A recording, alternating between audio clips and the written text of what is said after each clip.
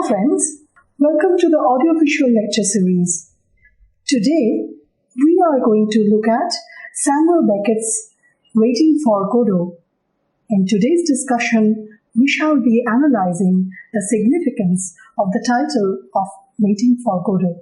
5th January 1953 is a momentous date in the history of European drama as it brought about a new revolution in the world of theatre with the first staging of Waiting for Godot. Together with Brecht's epic theatre, Artaud's Theatre of Cruelty, Eugene Ionescu, Georges Enet, and Samuel Beckett's Theatre of Absurd, brought about a sea change in the approach of dealing with theatrical conventions. As a climactic expression of this theatre of absurd, Waiting for Godot had the world in the grip of Godomania for a long time. Samuel Beckett's Waiting for Godot, a hallmark of absurd drama, presented life as an endless waiting in the midst of an emphatic ennui of emptiness. They do not move, reads the instruction or the stage direction the play ends with. To say the least, Waiting for Godot is a bold and telling comment on existence as such. The emotional moratorium and the motionless vacuity humanity inhabits occupies the center stage of this drama. A colossal immobility paralyzes life. This paralysis, articulates itself in the austere stage setting, unheroic protagonists, and their static and repetitive action of this play in two acts. Beckett is once known to have stated that, and I quote, "One act would have been too little, and 3 acts would have been too much." Indeed, the sameness, the monotony, the repetitive actions and the utterances punctuated by physical actions inspiring laughter and fun would not have been appropriately contained in the limits of either a single or a triple act play. Together, they also succeed to convey that the continuity of the cyclic pattern is meant to carry on till the end of time. The point to be remembered in this context is that in spite of this engulfing monotony and colorlessness, Waiting for Godot has left the audience spellbound time and again, resonating deeply with them. It left them not only critical, but at the same time confused, thoughtful, and at the same time wondering, and never yielding a last word to the multitude of questions it sparks in the mind of the audience as well as the readers. One might wonder why and how, in its appeal, did Waiting for Godot remain so popular, triumphing its deadening impediment of a monotonous measure. The answer may be found in the tide of time which wanted to hear what the play had to say. Absurd, a word that emerged as a compound of the Latin prefix ab, meaning from, and the Latin adjective pseudos, meaning irrational, was a term coined first by Martin Esslin for thematically categorizing this kind of drama that not only Samuel Beckett, but also a few other contemporary playwrights like Adamov, Ionescu, and the likes were composing. The rationale behind this kind of naming and the truth of generic category of theatre can be understood through Esslin's words in his book Absurd Drama, published in 1965, and I quote, "The theatre of absurd attacks the comfortable certainties of religious or political orthodoxy. It aims to shock its audience out of complacency, to bring it face to face with the harsh facts of the human situation as these writers see it. But the challenge behind this message is anything but one of despair. It is a challenge to accept the human condition as it is, in all its mystery and absurdity, and to bear it with dignity, nobly, responsibly, precisely because there are no easy solutions to the mysteries of existence, because ultimately man is alone in a meaningless world. The shedding of easy solutions, of comforting illusions may be painful, but it leaves behind it a sense of freedom and relief. And that is why in the last resort, the theatre of the absurd does not provoke tears of despair, but the laughter of liberation." Contributing to the absurdist's vision of life, no less, is the title of the play, Waiting for Godot. Its signification has posed equally challenging task ahead of the readers and viewers as the action itself. The title of the play purportedly describes the action of the play. The action in this play, however, is defined by a carefully plotted inaction. Estragon remarks in a place, "Nothing happens, nobody comes, nobody goes. It's awful." The studied inaction contributes to an atmosphere of despair, a despair that is born of uncertainty. Samuel Beckett originally composed the play in French and later translated it into English, although the play was first staged in French on 5th January 1953. Its English version premiered in London in 1955. Perhaps the title of the French original, En attendant Godot, which literally means while waiting for Godot, does not raise so much ambiguity as the translated title does. The title translated in English, descriptive as much as it is like the French or the original one, lays much weight on the predicate, whereas the French title is much more precise in implying that the play is about what happens during the period of wait, rather the character who is being waited for. It does not divert attention to a linguistic conundrum so much and thereby resists endangering the generic identity of the play to be misinterpreted as rather a whodunit, that is, a thriller which aims at the final revelation of a mysterious identity. Hence, the French title, En attendant Godot, undoubtedly emphasizes the time and actions as the subject of the play and not the identity of Godot. The English title foregrounds, rather than the act of waiting itself, the act of waiting emphatically for one called Godot, which in turn shifts the focus to what or who is being waited for. As per the English title, Waiting for Godot, what is involved in the act of waiting is a heightened concern on who is Godot and why should anyone wait for Godot. The play is not about Godot, and Beckett has never desired the reader or the audience to have that illusion either. But it has been a steady recipient of speculation in almost all aesthetic inquiries regarding this epoch-making play. The repeated insistence of the playwright has never been able to influence this line of curiosity, since reasoning with the readers and the audience about the irrelevance of the question who is Godot has always been a futile exercise.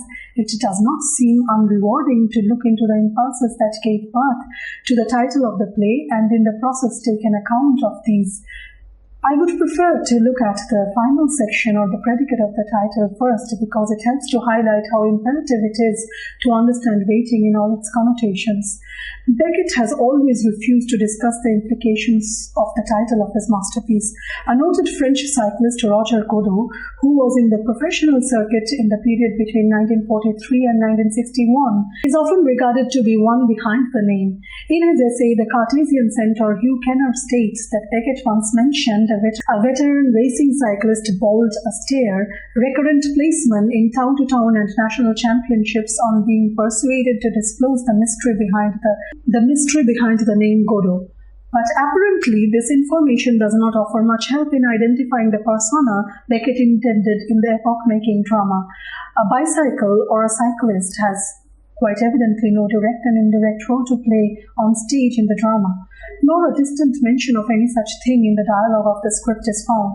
In fact, it is not only difficult to establish a connection between the two, it also threatens to draw one's focus away from the moot concern at this point.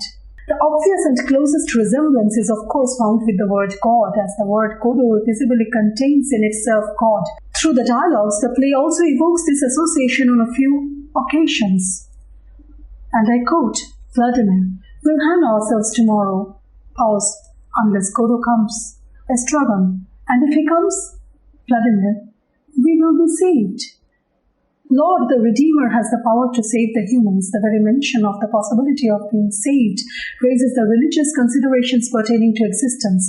The suggestion that if Godot comes, Vladimir and Estragon will be saved sparks the speculation that the word Godot probably is used by Beckett as a name for God. Although the play is famously presumed to have rejected the Aristotelian elements of a conventional play structure, one can notice how in Vladimir's exclamation, "It's Godot, at last, Gogo, it's Godot, we are saved, let's go and meet him," the audience waits for the climactic arrival of Godot, only to be hammered once again about the futility and inanity of such expectations. Beckett experiments with audience expectations, with Aristotelian certainties, only to give an utterance to the absurdist premise. At the same time, it also has an expressive overtone of how Godot, the waited upon, is also a savior. And I quote, Vladimir, charming evening we are having, and it's not over. Estragon, apparently not. Vladimir, it's only beginning. Estragon. It's awful. To escape the monotony, the living hell of this endless wait, Estragon wishes to put a stop to it and earn his freedom from the Sisyphean struggle. Another possibility is unveiled and considered. The Hamletic hesitation and its impulse towards putting a stop to all vacillation with a final withdrawal from an action that torments is eloquent. The power relation between the two waiters and one waited upon is all the more accentuated when Godot, the waited upon, is conferred with the power to punish, and I quote, Estragon, and if we dropped him? Pause. If we dropped him? Vladimir, he'd punish us. God, the omniscient, the omnipresent, and the omnipotent, punished Satan by hurling Satan and his followers headlong down into hell, and banished Adam from paradise. God, therefore, alone had the power to punish for disobedience and revolt, and save and redeem. In answer to Pozzo's question, who is Godot, Vladimir answers, he is a kind of acquaintance. With an addition from Estragon, in addition to Pozzo's question, who is Godot, Vladimir answers, and I quote, he is a kind of acquaintance.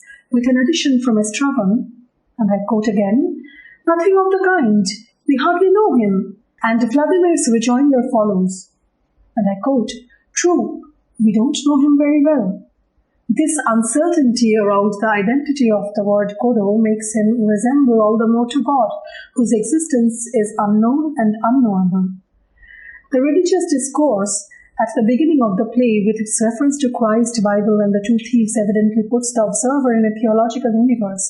The role of theology in the conversation of the opening scene of Waiting for Godot is a major lead in this regard. It is conspicuous how the Sunday evening of the hour of resurrection of Christ in biblical mythology is also the time for the protagonist's appointment with Godot.